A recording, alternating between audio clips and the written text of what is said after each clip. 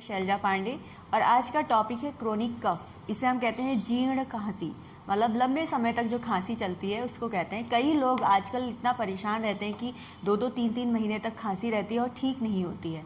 हाँ, इतना ज़रूर है कहते हैं कि होम्योपैथी से खांसी का इलाज बहुत अच्छा होता है, पर इसमें ये ध्यान देने की ज़रूरत है कि खांसी की होम्योपैथी में अलग अलग प्रकार की दवाइयाँ आती है और खांसी के प्रकार के हिसाब से ही उन दवाइयों को प्रिस्क्राइब किया जाता है, जिससे कि पेशेंट को रिलीफ होता है।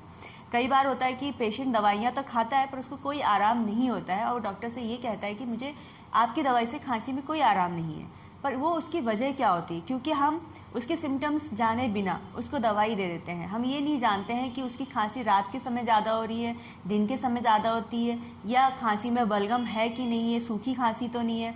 इस तरीके से कुछ सवाल पूछ के दवाई दी जाए तो उसकी खांसी को पूरी तरीके से जड़ से ठीक किया जा सकता है।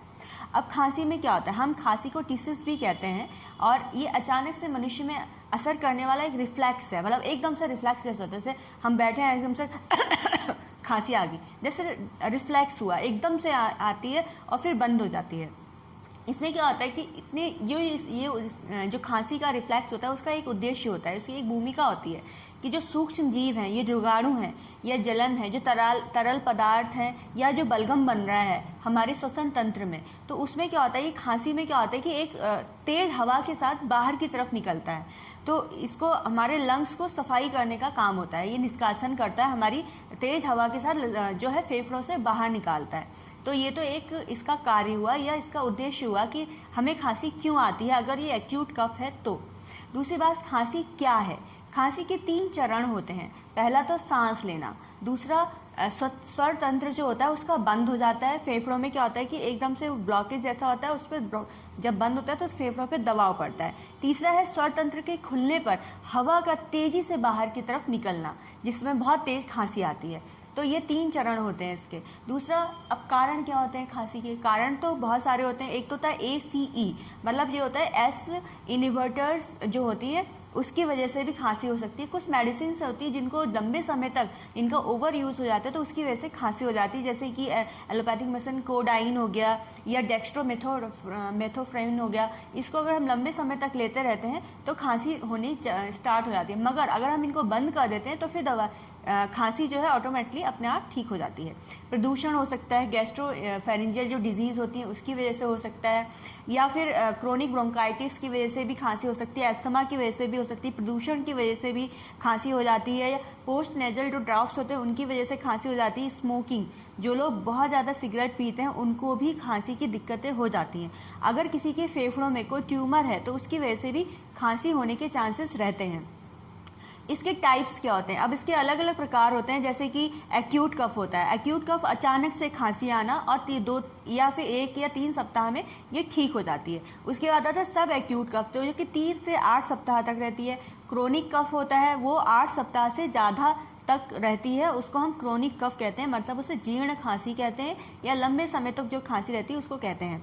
अब है प्रोडक्टिव कफ। प्रोडक्टिव कफ में क्या होता है, बलगम बनता है। बलगम कहते हैं हमारे खांसी में बलगम आ रहा है। ये बलगम कई प्रकार का होता है, सफ़ेद बलगम हो सकता है, पीला हो सकता है, तो इस प्रकार से बलगम आता है, तो हम उसे प्रोडक्टिव कफ कहते हैं। दूसरा है ड्राई कफ। ड्राई कफ में बलगम नहीं आता है, पेशेंट को खांसी बहुत सूखी होती है, उसे लगता है कि यहाँ पे ये दरारें जैसी बन गई हैं, ऐसे उसको खांसी आएगी तो उसे लगेगा कि बाहर सीने से बिल्कुल बाहर की तरफ से कुछ आ रहा है, तो इसे हम ड्राई कफ कहते हैं।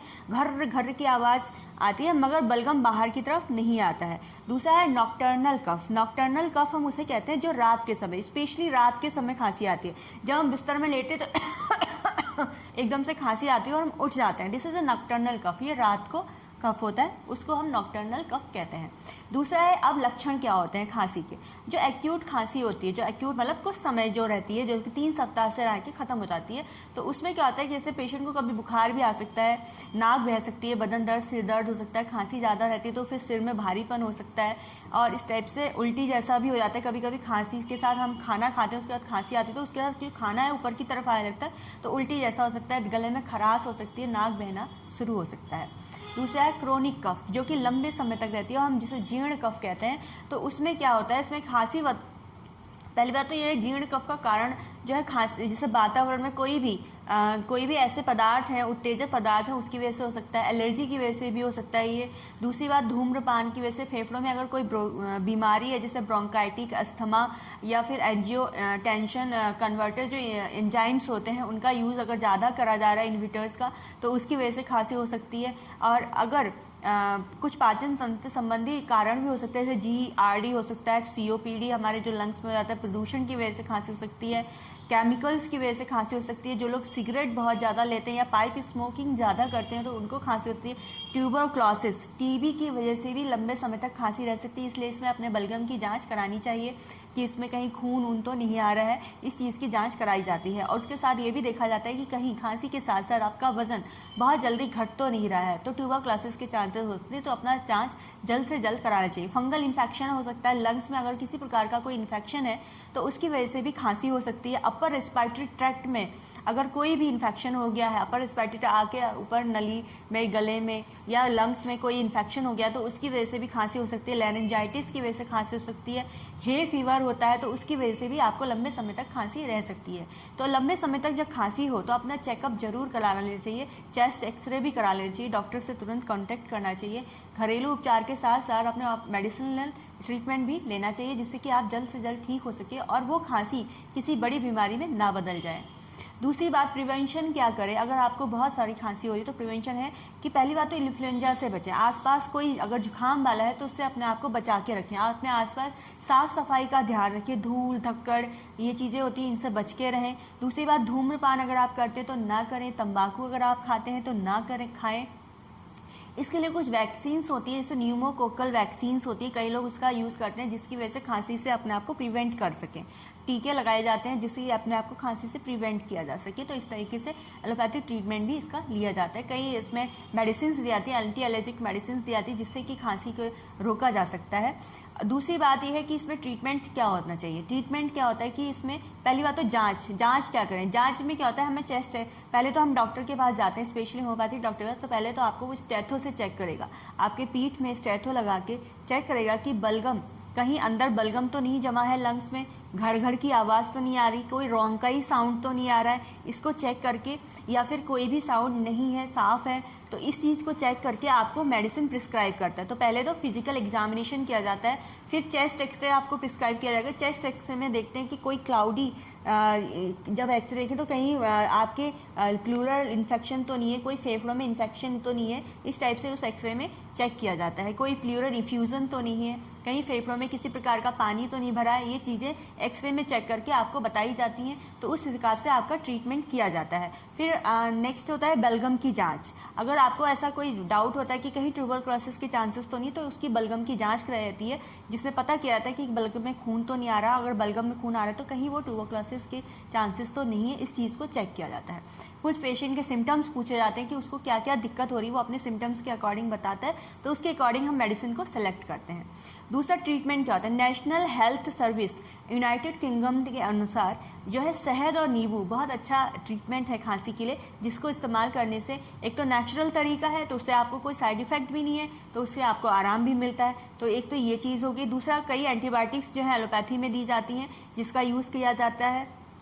होम्योपैथी में ट्रीटमेंट बहुत अच्छा है, वो तो हर चीज़ का अच्छा ट्रीटमेंट होता है, डिपेंड करता है पेशेंट कब तक अपना इलाज अच्छे से ले सकता है। दूसरी बात, डिपेंड करता है डॉक्टर पे कि वो किस तरीके से सिम्टम लेके पेशेंट को दवाई प्रिस्क्राइब करते हैं।